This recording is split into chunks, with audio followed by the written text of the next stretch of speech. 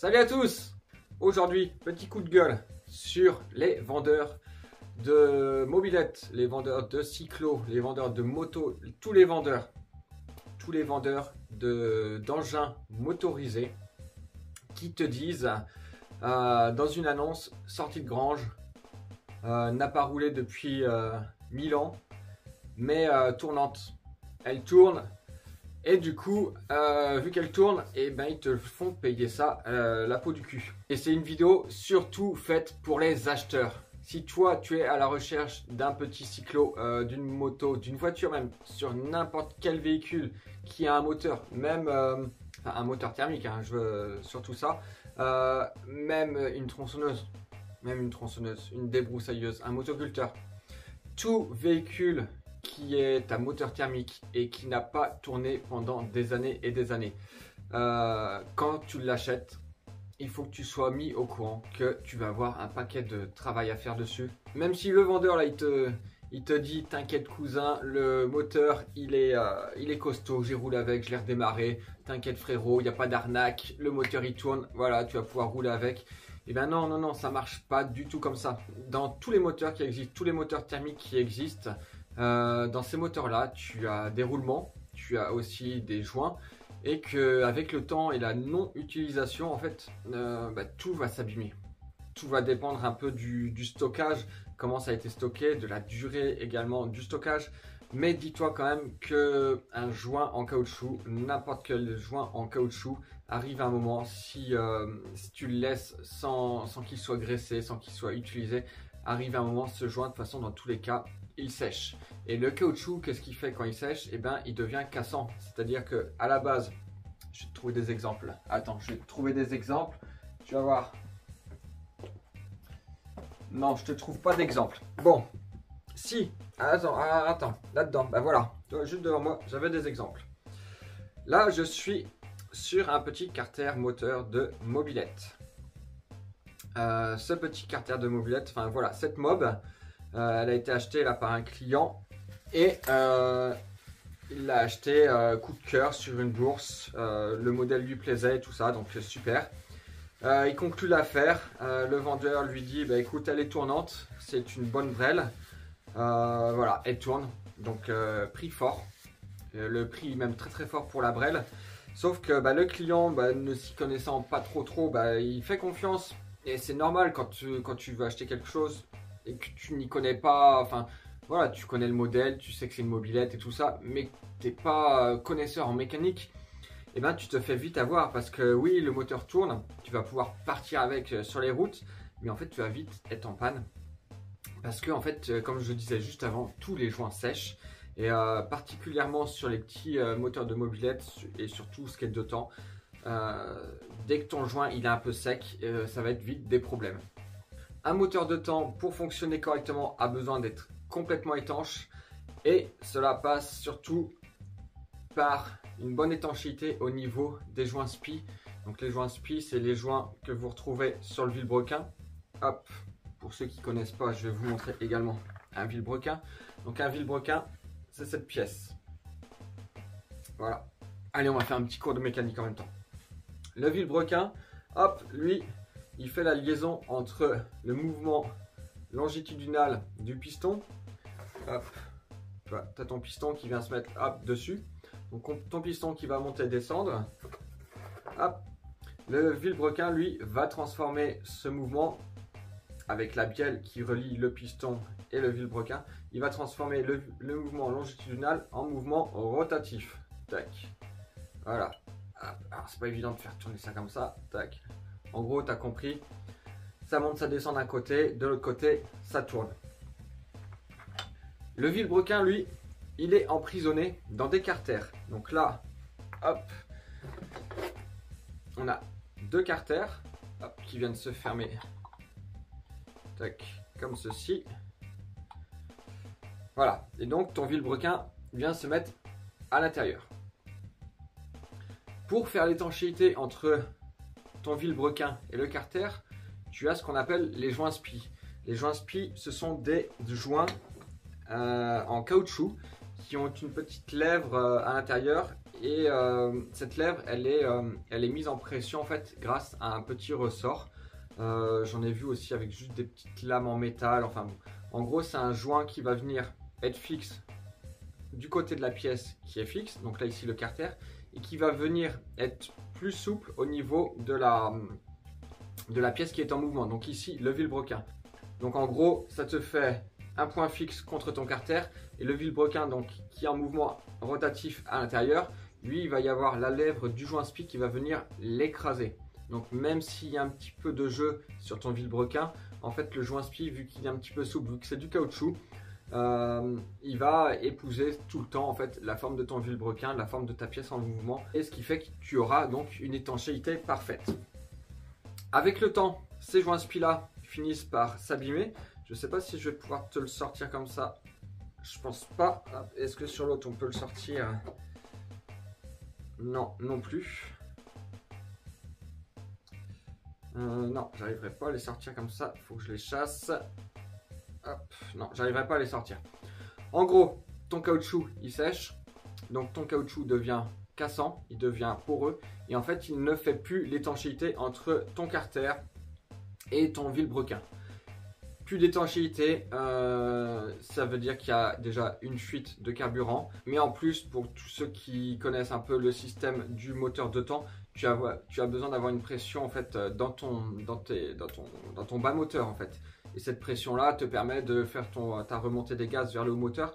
Donc si tu as des fuites sur ton bas moteur, en fait tu ne peux pas créer cette pression là, et donc tu as baisse de performance, tu as un moteur qui ne tourne pas rond du tout, qui accélère, qui redescend, qui fait un peu ce qu'il veut, parce qu'en plus ça modifie le mélange air essence. Pour avoir quelque chose d'optimal, il faut que ton mélange air essence soit pile poil à une donnée précise, et en fait le fait de rentrer de l'air en plus par la prise d'air, par un joint poreux, du coup ça te foire un peu tout ce mélange, ce qui fait que ton moteur ne peut pas tourner correctement. Autre souci de prise d'air que tu peux avoir avec un moteur qui n'a pas tourné pendant longtemps, c'est que tous les joints, entre chaque pièce, donc tu as des joints. Ici, on va se retrouver avec des joints papier. Ces joints-là peuvent sécher avec le temps. C'est plus rare que ça soit qu'il y ait un défaut au niveau du joint papier, parce que le joint papier, une fois qu'il a été imbibé avec avec de l'huile, et qu'il est monté, qu'il est pressé, tout ça, si on n'y touche pas, normalement il n'y a pas de raison qu'il fuit, mais bon, ça peut quand même arriver, mais généralement c'est quand même plus avec les joints caoutchouc qu'on a des soucis. Dessus, hop, on va continuer sur le dessus de ton cylindre. Donc tu vas avoir ta culasse et ta culasse, entre les deux c'est pareil, tu vas avoir un joint. Chez Motobécane c'est les joints en aluminium. Ça c'est top, c'est vraiment top. Tu peux même des fois les réutiliser plusieurs fois. Moi pour des mobs à moi, ça me dérange pas de les réutiliser plusieurs fois. Quand c'est des mobs clients, je mets des neufs quand même. Mais voilà, ça c'est un très bon système. J'aime bien les joints en aluminium comme ça. Mais donc en gros, un moteur qui n'a pas tourné pendant longtemps, de toute façon dans tous les cas, il va être à refaire. Même s'il est tournant, même si tu vas aller faire le tour du quartier avec, tu vas voir qu'au fur et à mesure que tu vas l'utiliser, de toute façon, tu vas te rendre compte que la mob, tous les réglages, ils commencent à foirer. Tu peux plus rien y faire, que ce soit au niveau réglage carbu, réglage d'allumage. Quoi que tu fasses, ça ne changera rien du tout au comportement de la mob. Il faut tout ouvrir et changer tous les joints. Là, actuellement, ce moteur là que je tiens en main, c'est sur la mob d'un client, et il m'a dit par la suite que il roulait toujours avec le starter en fait dans les mains. Oui, du coup il bouchait un petit peu l'arrivée d'air carbu en utilisant le starter pour compenser en fait l'entrée d'air qu'il y avait par les prises d'air qu'il y avait un peu sur tout le moteur. Donc à ne surtout pas faire. Enfin voilà, tu peux rentrer chez toi pour te dépanner en bidouillant comme ça, mais c'est des coups à serrer son moteur. En fait tu tournes beaucoup trop pauvre, ton moteur va avoir tendance à beaucoup trop chauffer. De plus tu graisses moins, enfin voilà, vaut mieux éviter de faire ça, parce que en fait tu vas vraiment abîmer toutes les pièces. Et puis quand on se retrouve sur des moteurs comme ça, là c'est l'AU92, quand on se retrouve sur des moteurs comme ça où les pièces sont de plus en plus compliquées à trouver, vaut mieux éviter de les abîmer. Laisser ton moteur à l'arrêt pendant très longtemps, quand je dis très longtemps, je parle de plusieurs années, hein. Donc ça va te créer des problèmes forcément sur tes joints, comme on en parlait là. Mais ça va aussi te créer des problèmes d'oxydation. Sauf si le jour où la mob ou le moteur il a été mis au fond de la grange, ça a été fait correctement avec une personne qui s'est dit il va rester là pendant 20 ans, je vais le remplir d'huile, comme ça il ne bougera pas. Voilà, si ça c'est fait, tant mieux, mais ça n'a jamais été fait. Donc, je pense que toute personne qui a laissé une brêle au fond d'un garage ou au fond d'une grange pendant 20 ans, au moment de la ranger au fond là, il s'est pas dit ça va prendre 20 ans, je vais tout faire en sorte pour que ça tienne pendant 20 ans. Donc voilà, on se retrouve forcément avec des moteurs qui se sont abîmés par le temps en fait. Et un des problèmes forcément qu'il peut y avoir, c'est bien sûr c'est l'oxydation des pièces. Tous ceux qui me disent que l'aluminium ça ne s'oxyde pas, ça rouille pas et tout ça, alors bah non, c'est faux. Il y a toujours de l'oxydation qui se crée sur n'importe quel métal par rapport au temps qui va passer dans son stockage, par rapport à sa façon d'être stocké. Il y a toujours une oxydation qui va se créer et cette oxydation peut abîmer les pièces. Alors il y a des métaux forcément qui acceptent un petit peu plus cette oxydation. Effectivement, l'aluminium il va avoir plus de mal à s'oxyder, mais bon, si tu le laisses un bon moment dans les pires conditions, ça va finir par s'oxyder et l'oxydation va finir par bouffer la matière. D'ailleurs, s'il y a des chimistes là qui regardent un peu cette vidéo, expliquez-nous comment ça se passe, comment ça fonctionne ça, l'oxydation. Est-ce que c'est la matière qui se défait, qui est en contact de l'humidité et tout ça? N'hésite pas à mettre en commentaire comment ça se passe, parce que moi j'y connais pas grand chose et je me suis pas trop renseigné sur le sujet, mais c'est intéressant. Donc souvent l'oxydation qui bloque un moteur, c'est une oxydation qui va se créer entre ton cylindre et ton piston. Et ça va faire en fait une petite surépaisseur qui va venir bloquer la translation du piston dans ton cylindre. Donc plus de translation du piston, donc plus de rotation du vilebrequin vu que les deux sont liés. Et voilà, donc ça c'est vraiment des pannes qui sont très courantes et qui sont pas très graves, hein. Ça se refait correctement. Si tu prends ton temps pour défaire correctement ton piston par rapport à ton cylindre, si tu prends le temps de le faire correctement, il n'y a pas de souci, c'est des pannes qui se résolvent très facilement. Tu peux aussi avoir le vilebrequin qui va se gripper lui avec ses roulements, ou alors directement la bielle qui va se gripper. Ça c'est plus courant sur des moteurs qui ont pris un petit peu l'humidité, ou alors qui ont encore de l'essence avec de l'huile à l'intérieur, et en fait au final tout ce qui est essence, ça va finir par s'évaporer un peu et partir du moteur. Mais par contre ça va garder l'huile qui va finir par devenir très vieille et très gluante, et voire même solide.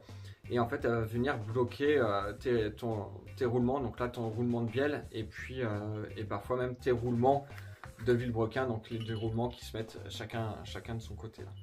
Donc en gros la seule chose qui est bien quand tu achètes une brêle ou une moto ou n'importe quel véhicule qui est sorti de grange et qui a un moteur tournant, la seule chose qui est bien c'est que tu sais qu'il est fonctionnel en fait. Mais je te déconseille de partir en randonnée tout de suite avec ta brêle, ou alors prévois le camion d'assistance, parce que c'est 100% sûr que tu vas tomber en panne.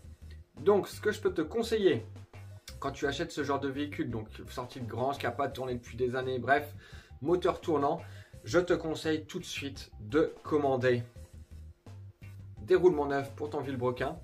Là on parle d'un moteur mobilette. Si c'est un autre moteur, tu auras d'autres roulements, peut-être tu peux avoir une boîte de vitesse, tu peux avoir d'autres accessoires. Donc il faut que tu commandes tous les roulements qui sont sur ton moteur, même hop, le petit roulement, la petite cage à aiguille à l'intérieur du piston, hop, ça tu commandes tout en neuf. Et il va falloir aussi changer tous les joints, que ce soit les joints spi ou les joints papier, il faut tous les changer. Ça va te prendre un petit peu de temps, ça te prend un petit billet, et encore les joints c'est pas si cher que ça, mais de toute façon dans tous les cas si tu le fais pas tu seras en panne. Et être en panne au bord de la route, c'était cool quand on avait 14 ans parce qu'on appelait papa et maman et ils venaient nous chercher avec la remorque. Là je t'avoue que si j'appelle mes parents là tout de suite, je pense que ça risque de les faire chier. Si tu es parti sur l'achat d'une machine avec un moteur qui est juste bloqué, alors dis-toi que c'est pas bien grave un moteur bloqué. Enfin c'est pas bien grave, dans tous les cas tu auras les mêmes frais à faire, que ce soit roulement, joint spi, tout joint papier, joint de culasse, tu auras ces frais là à faire. bougie neuve, contrôle de l'allumage, ça. Dans tous les cas, tu auras ce genre de frais à faire.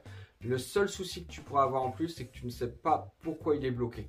Si c'est bloqué juste par de l'oxydation et que ça se défait tranquillement, que tu vas doucement pour le défaire, tu vas sûrement pouvoir réutiliser tes pièces. Après, si c'est une casse qui est survenue et que c'est pour ça que le véhicule est mis de côté, là c'est un petit peu plus chiant parce que est-ce que tu retrouveras les pièces, est-ce que tu les retrouveras pas, et puis ça te fera des frais en plus. Mais bon, vu que tu pourras négocier plus facilement la machine, vu que le moteur est bloqué et qu'il y a un gros doute dessus, un moteur bloqué pour moi c'est un gros doute, donc c'est gros rabais sur le prix. Donc là, normalement tu t'en sortiras quand même bien, tout en sachant que lors du démontage, il faudra que tu fasses très attention. Parce qu'il ne faudra rien casser, il faudra y aller mollo. Un moteur qui est bloqué, c'est souvent des pièces qui ont du mal à se défaire l'une de l'autre. Donc il faut y aller vraiment tranquillement, à base de dégrippant, à base de chauffe des matières. Et puis généralement ça se fait quand même correctement. Voilà, c'est comme tout en mécanique. Si tu vas tranquillement, sans forcer, normalement tu ne casses rien. Quoique j'ai eu casser des choses sans forcer. Donc ce que je viens de dire... Ouais, en gros, fais attention quand même. Mais... Ouais, en gros, tu casseras peut-être des choses, mais bon, c'est pas grave.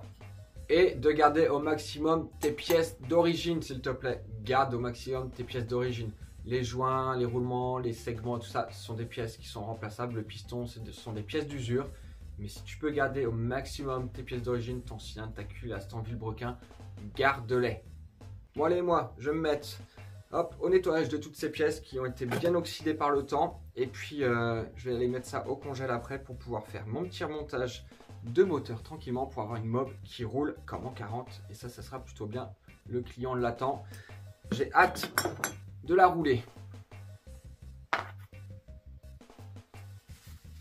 Allez, tchou!